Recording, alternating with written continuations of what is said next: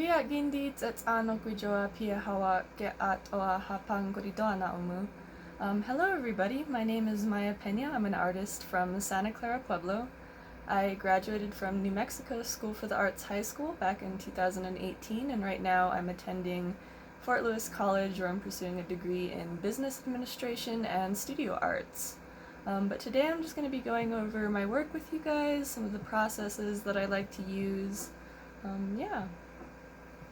So I decided the best way to talk about my work with y'all was to just show you my portfolio. If you want to be a professional artist, you should always keep a digital copy of your work. It's pretty common that if someone wants to hire you for a job or a commission, they'll ask for examples of your work, and so it's really just good to have those files on hand if you need them. But I'll start by going over these technical drawing exercises. The first part of my arts education at New Mexico School for the Arts involved a lot of these types of exercises. So in the top left-hand corner is an example of some value scales, and that was just practicing creating the illusion of value through pattern, cross-hatching, and then regular shading. On the right-hand side is a example of cross-contour drawing. That was just where you were trying to imply form by following the curvature of an object with line. And then in the bottom left-hand corner is an example of one-point perspective, and that's where you create perspective by making it appear like all the parallels in your drawing are disappearing towards a single point on the horizon line. So as we moved forward, the next big thing that I had to think about was concept. Before I came to NMSA, a lot of the art that I did was mostly for fun. What I would do is mostly just draw characters from my favorite books, movies, TV shows. But once I got into NMSA, they really taught me how to think about telling a story with your work and thinking about all the different elements to help you convey that story more clearly. So in this image, there's two pretty similar prints. The only difference between them really is a difference in color choices, but I think the one on the right comes off as a lot more playful and light and airy, and that's something that's created entirely through the difference in color choices, and that's an example of one of the ways that you can build concept in your pieces.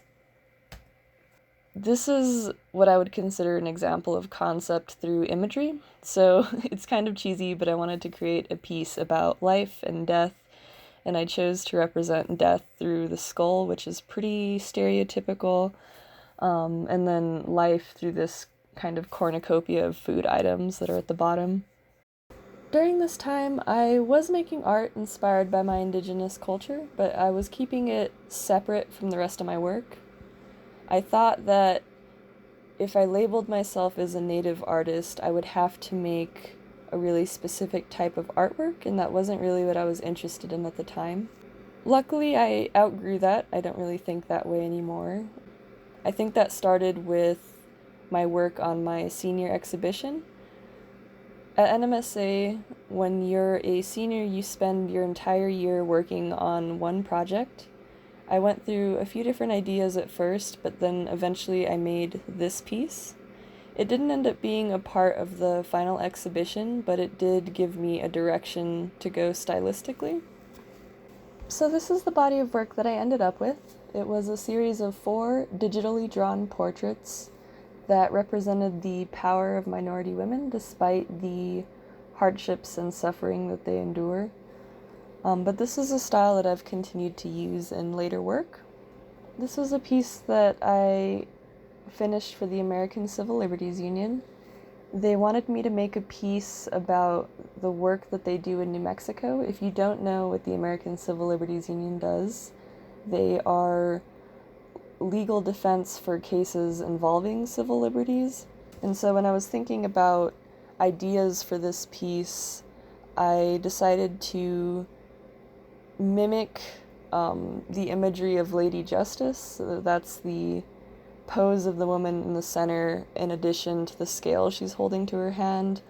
The landscape behind her is set in New Mexico. I wanted to reference the agricultural history of New Mexico as well, so that's what you see with all the food on the ground, and then I had to throw in a few hot air balloons. So that was the end of my time at New Mexico School for the Arts. I started attending Fort Lewis College, where I decided to major in business administration and minor in studio arts. But I was a little disappointed when I first started my arts education there, because I realized I was going to have to repeat a lot of the same exercises that I had already done at New Mexico School for the Arts. But I decided to take that as an opportunity to see how much I had grown since then. So here's some examples of that. We have some basic hand drawings. I was kind of proud of this one because it's a big joke among artists, right? His hands are one of the most difficult things to draw. Here's an example of two different still lifes. Still lifes are where you have a set group of objects and you have to draw from observation for an extended period of time. The one on the left I did in my first semester of college, and then the one on the right I did in high school. So around this time, I became a lot more interested in exploring my cultural heritage. I'm both Pueblo and Chicano. So this is a body of work that is more Chicano inspired. It's pretty closely tied to themes of Catholicism, and on the right we have a plaster cast sculpture inspired by Aztec designs, and then I hand embroidered some boxing wraps in a traditional Mexican style. I was also interested in gaining a mastery over traditional Indigenous design. It's something that's really complex and takes a lot of practice, and so I went through a period where I was really observing the work of other artists and changing it and incorporating it into my own work. So this last summer, I was able to spend my break in New Mexico, and it gave me the opportunity to finish my first solo mural. And this is what gave me the opportunity to speak to y'all today. This project started when Rudolfo Anaya passed away in June. If you don't know who Rudolfo Anaya is, he's considered one of the godfathers of Chicano literature. He wrote Bless Me Ultima. If you haven't read any of his books, you should, because the imagery in his books and the words he uses are very closely tied to New Mexico, and I found them to be really relatable in a way that a lot of other books I read weren't. But I started by making a mock-up sketch, so this was kind of the rough design that I had in mind. I started a GoFundMe to raise money for the mural. And the next step was refining the image down to what I actually wanted the mural to look like. And I did this digitally for a few reasons. One, I can undo my mistakes if I do make them. I can move things around fairly easily.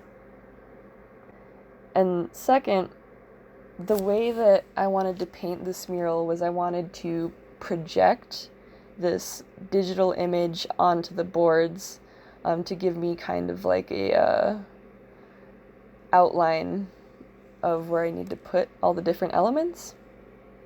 Here's what I mean by that a little bit more. You can kind of see how the image is projected onto this board, and I can sort of trace the lines as I go.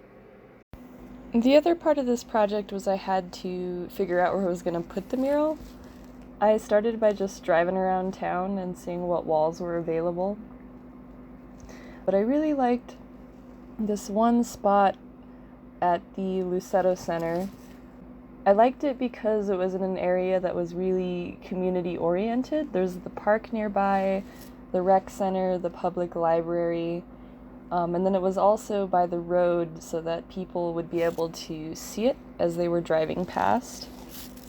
So I went ahead and submitted my proposal to City Council. It was pretty well received, partially because it had already been fundraised by the community. And yeah, I thought it was really fitting that this mural was going to be able to be put up outside of the public library, because Anaya was somebody who really championed literacy and learning. But I did one other mural that summer through the Southwest Organizing Project. They organized a collaborative mural dedicated to victims of police violence. I lost a friend to police violence back when I was 14 years old, and so I decided to contribute this memorial portrait to him.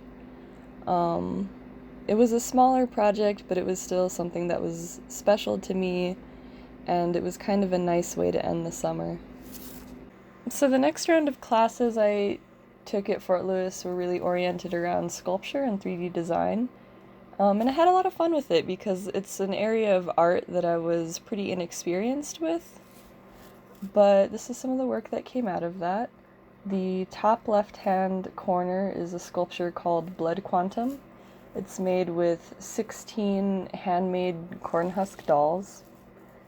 The other two sculptures were art exercises where I had to work with a really specific material. The one on the right, I was only allowed to use cardboard and hot glue, and then the bottom left-hand corner, I had to make an art piece with a plaster cast of my hand. But one of my favorite projects to come out of this group of work is a series of 4, I call them story boxes, inspired by Pablita Velarde's book, Old Father Storyteller.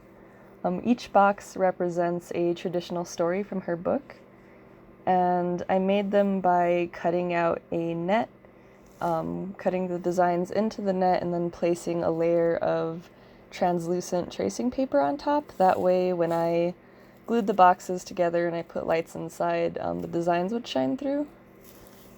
I think this project is a really good example of how reading can be a resource and a source of inspiration.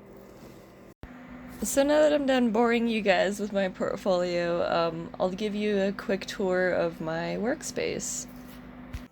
So this is my living room slash workspace area. It's where I do the majority of my projects. That's my dog, little Miss Honey. But some of the supplies and materials I like to have are this cutting mat. It's really good if you have any paper projects you want to do, or you need to cut down a piece after you finished it. In here, I keep a lot of my jewelry making supplies. Up top, I have a lot of tapes and glues and things like that. Over here is where I keep my sketchbooks, along with my paintbrush set and my Wacom tablet. Now, my Wacom tablet is probably my most useful tool because it's what I do the majority of my digital artwork with. Over here, I have, pens down at the bottom. I have colored pencils, and then my charcoal supplies up top. And then in here is a bunch of different erasers. Over here, just some more miscellaneous pens.